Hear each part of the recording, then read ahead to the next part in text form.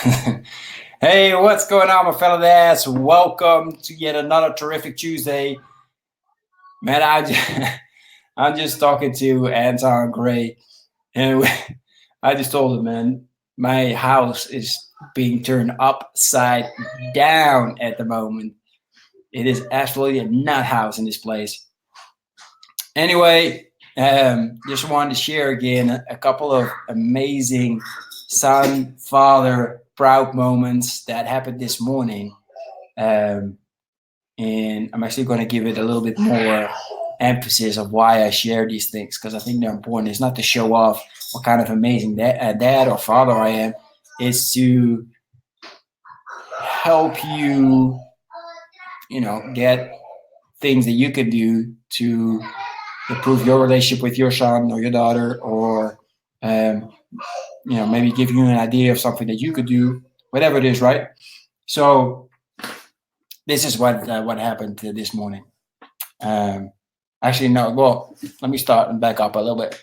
So this is what happened when it was time for us to eat lunch. So we went out the whole morning playing in the park. We came back, and my oldest goes, "I'm thirsty." I'm like, "Good." And then I start doing something else because he knows by now, he's 6, that if you're thirsty or you're hungry before we have our lunch or dinner, in this case lunch, then find yourself something. And that's exactly what he did. So when I came back into the kitchen, I found him pouring himself a juice, which was absolutely amazing, right? And I had to help him because of. So go ahead, you know where it is. Ask your brother to get you a juice. There you go, youngest one, smart. He hears me talking about juice. He's like, "I like a juice." Awesome. So anyway, the bottle was too heavy. So when I came in, he was trying to pour it and he couldn't. So I needed to help him. But it's still really cool. And he did it all on his own, right? Not asking again, not keep bugging me about it, nothing like that. But just taking action. Look, I'm thirsty. I want a juice. I open the fridge, I get a glass. Or sorry, I open the closet, get a glass. Open the fridge, get the juice, and pour a juice for myself, right? And sometimes he makes himself a colacao. And then other days he makes a colacao for himself and for his brother, right? Which is great. Now, the other amazing thing is that they're rowdy as hell today. The other great thing is that then I wanted to make my lunch, and today I felt like eating some oatmeal for lunch. Now, of course, that needs some milk. And then I was like, wait a minute. He finished the milk this morning, right?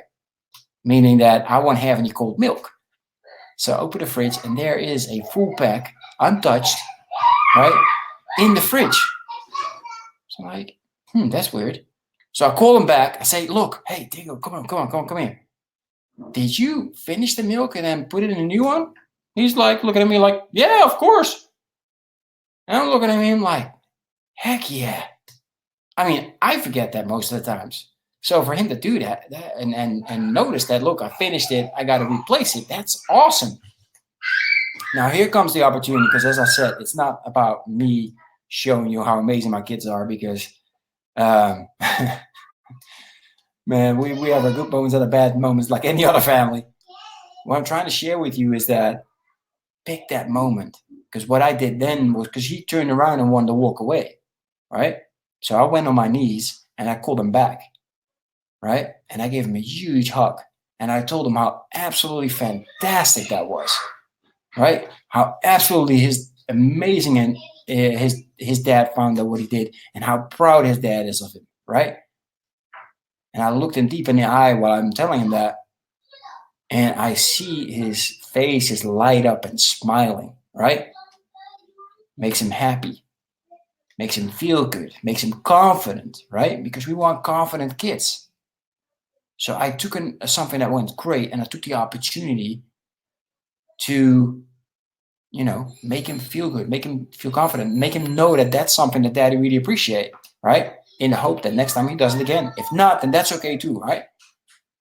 So as I mentioned in the text, here are the dangers, right? One, I got 2 kids. I got a younger one. He's not a little rowdy, he's rowdy, right? Parents that got 2 kids or more, they know there's always one that just goes absolutely bananas. right? At the moment, it's my 3-year-old.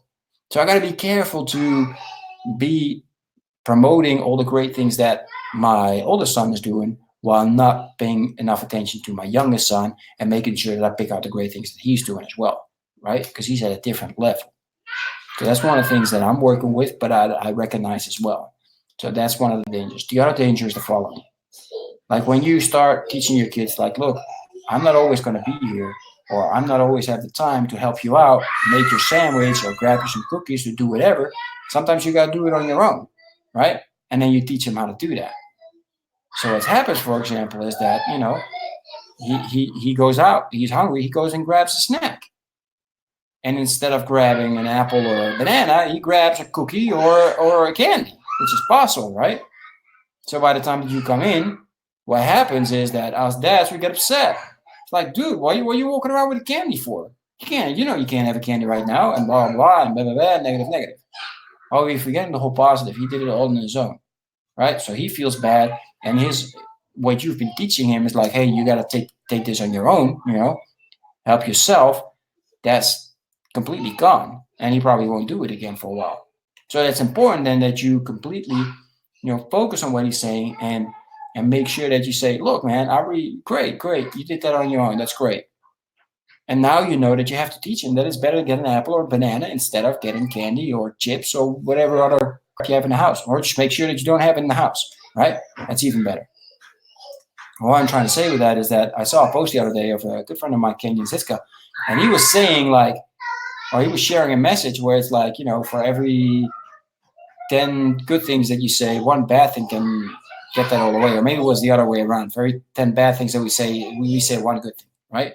So we got to be conscious of that and say way more good things, right? We have to help them build their confidence. And that's the way we do it.